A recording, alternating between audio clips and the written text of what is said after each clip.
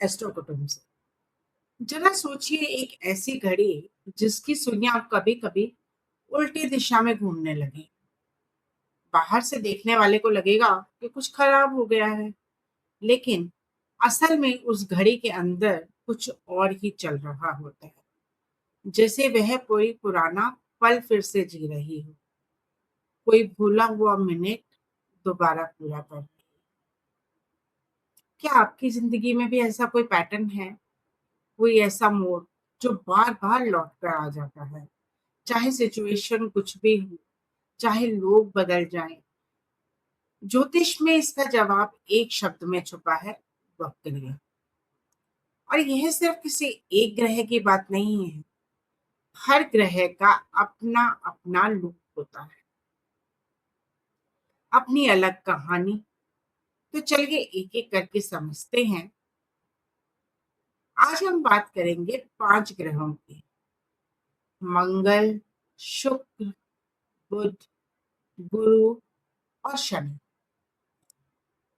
और हर एक अगर वक्रीय हो तो आपकी जिंदगी में कौन सा पैटर्न जो है बार बार रिपीट होता है, और उससे निकलने का रास्ता क्या है।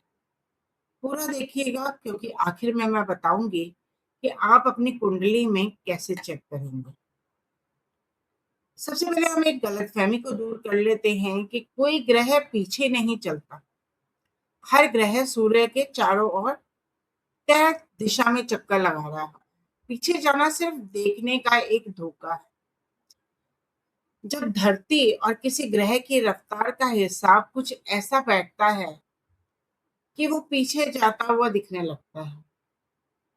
और ठीक उसी समय जब किसी बच्चे का जन्म होता है, तो ज्योतिष में कहा जाता है कि उस ग्रह के जो विषय हैं, उस इंसान की कहानी को सीधी लाइन में नहीं चलने देंगे।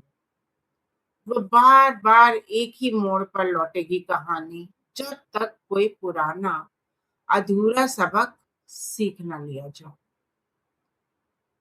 तो हमारे 9 ग्रह होते हैं। 9 ग्रहों में से राहु और केतु जो हैं हमेशा से ही वक्रीय होते हैं, मतलब वो उल्टा ही चलते हैं। इसलिए हम उनकी गिनती नहीं करते। सूर्य और चंद्रमा कभी वक्रीय नहीं हो सकते हैं। तो बचते हैं सिर्फ 5 ग्रह। इनमें से गुरु और शनि, मतलब जुपिटर एंड सैटर्न जो है, सबसे ज्यादा वक्रीय मिलते हैं, मतलब रेट्रोग्रेड मिलते हैं। करीब हर तीसरे इंसान की कुंडली में ये वक्रीय होते हैं। मार्स एंड वीनस, मतलब मंगल और शुक्र जो है, वो भी वक्रीय बहुत मुश्किल से होते हैं, कभी 10 में से कोई एक कुंडली। बुध थोड़ा अलग तरीके से काम करता है। यह किसी की कुंडली में होने ना होने वाली बात नहीं है, क्योंकि साल में 2-3 बार जो है बुध, मतलब मरकरी, वक्रीय हो ही जाता है।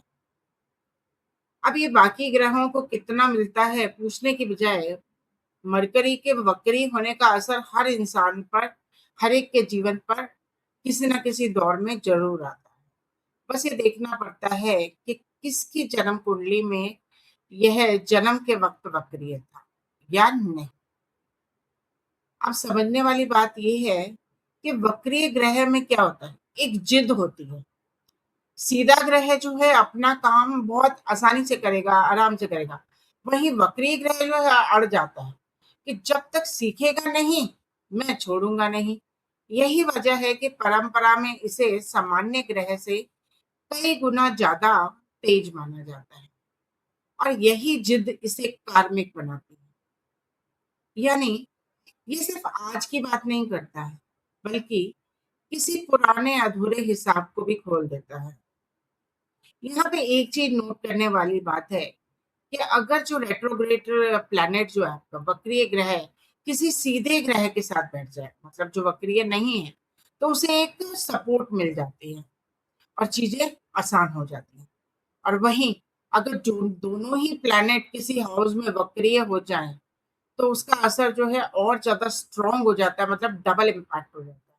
और अगर कुंडली में एक से ज्यादा ग्रह वक्रीय हों, तो यह जन्मपत्री एक स्पेशल केस होता है। अक्सर बड़ा काम करने वालों में ये देखा गया है।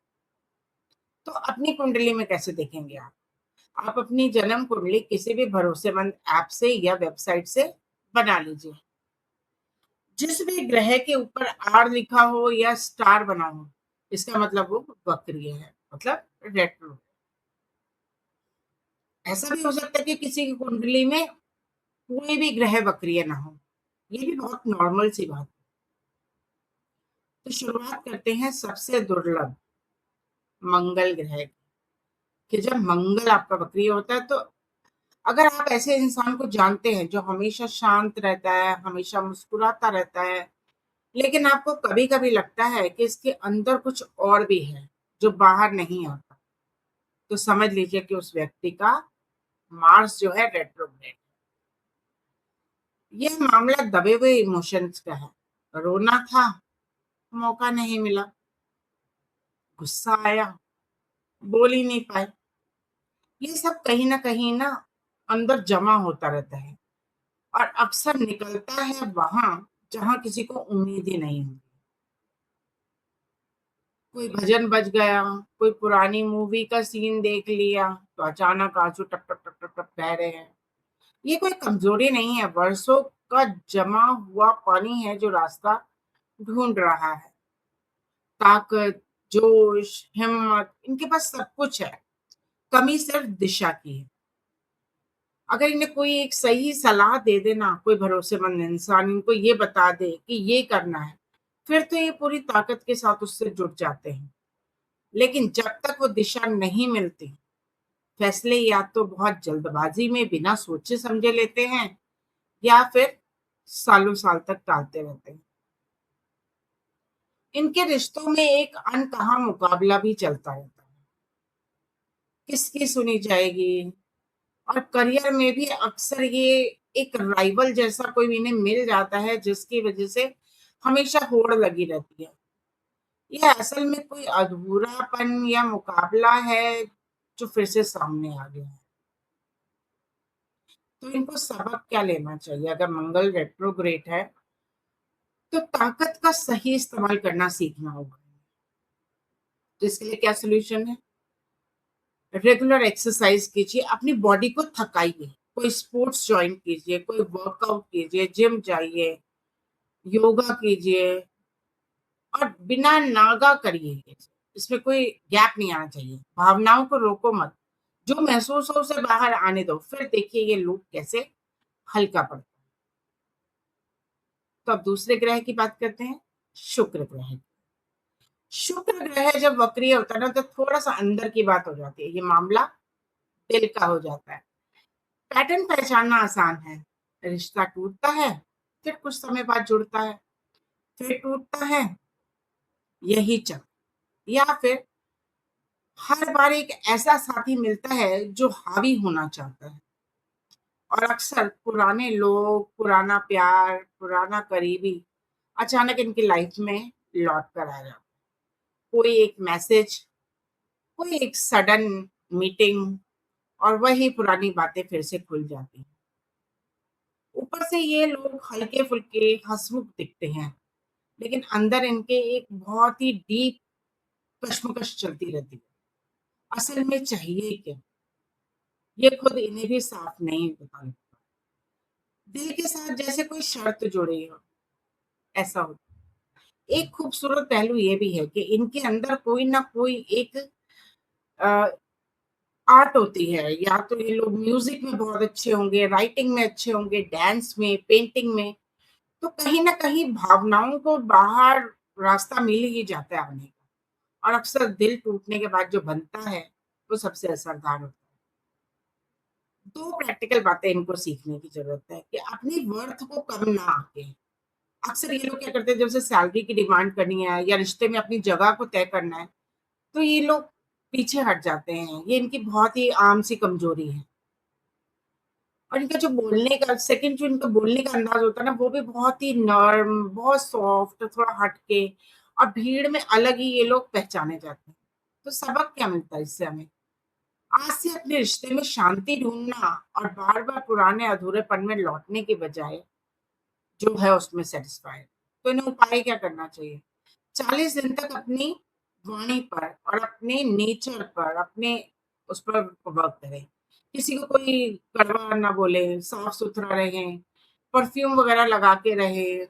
ये छोटा-सा अनुशासन जो है आपके शुक्र को शांत कर।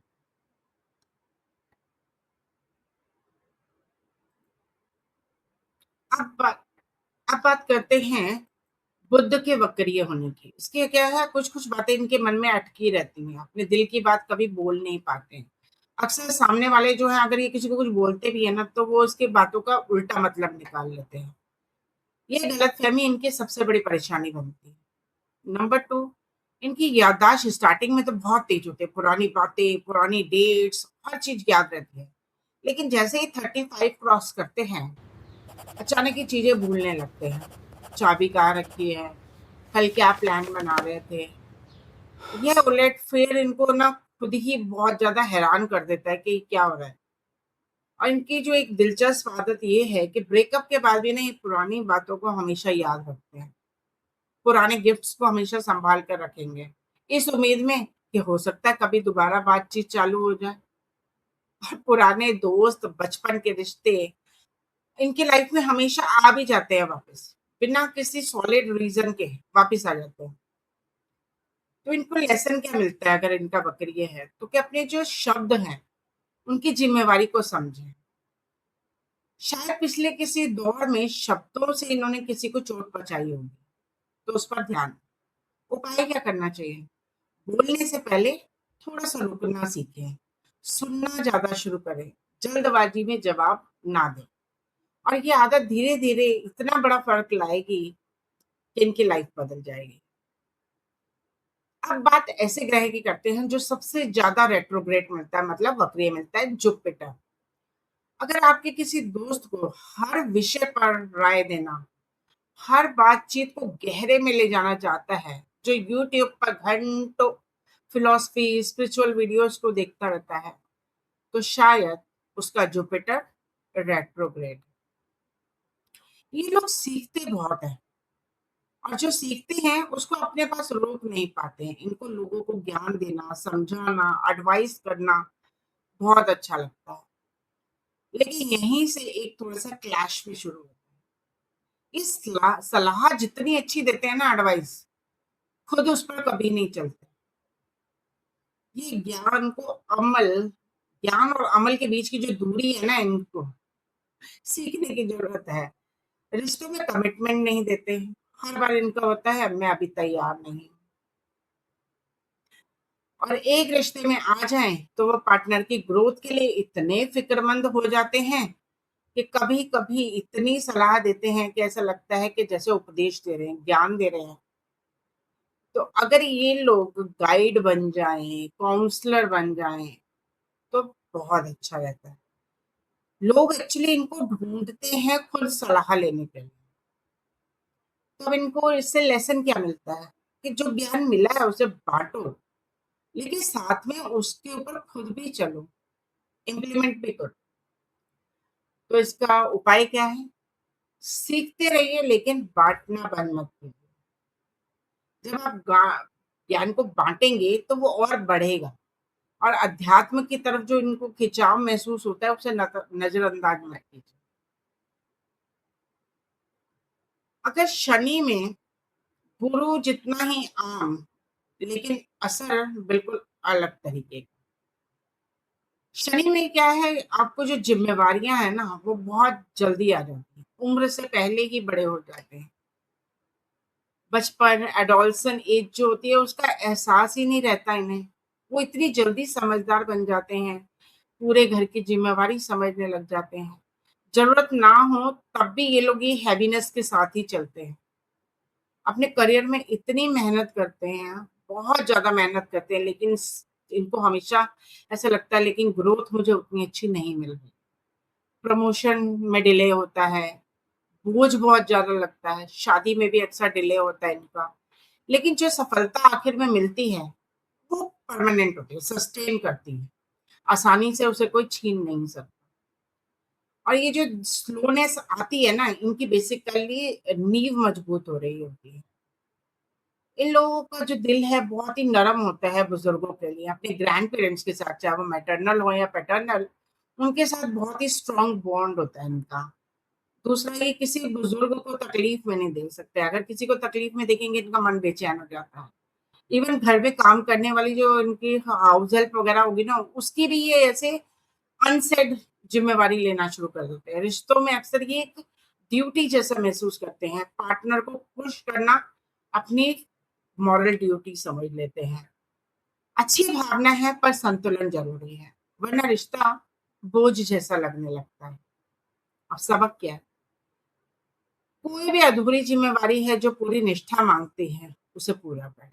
उपाय क्या है? जो ज़िम्मेवारी उठाई है, उसे ईमानदारी से निभाइए, शॉर्टकट मत लीजिए। जितनी मेहनत जवानी में हो जाएगी, बुढ़ापा उतना ही हल्का होगा। तो ये थे 5 वक्रीय ग्रह, मंगल, शुक्र, बुध, गुरु और शनि। हर एक अपने साथ एक अलग सबक लाता है, लेकिन एक बात सब में कॉमन है। ये जो प्लैनेट्स है ना, ये कोई पनिशमेंट नहीं देते। ये हमें रिमाइंड कराते हैं कि जो पहचान लेता है ना इनको, अपने लूप को, वो उससे बाहर आ जाता है उस लूप से, और जो इग्नोर कर देते हैं, वो इसी स्टोरी को बार-बार जीते हैं। बार-बार बस कैरेक्टर बदल जाते हैं, लेकिन इसी को जीते रहते हैं। तो कमेंट में ज़रूर बताइएगा कि आपका कौन-सा ग्रह वक्री है और कितना आप इससे जुड़ पाए। अगर वीडियो पसंद आई हो, तो सब्सक्राइब कर लीजिए चैनल को। मिलते हैं अगले वीडियो में। नमस्कार।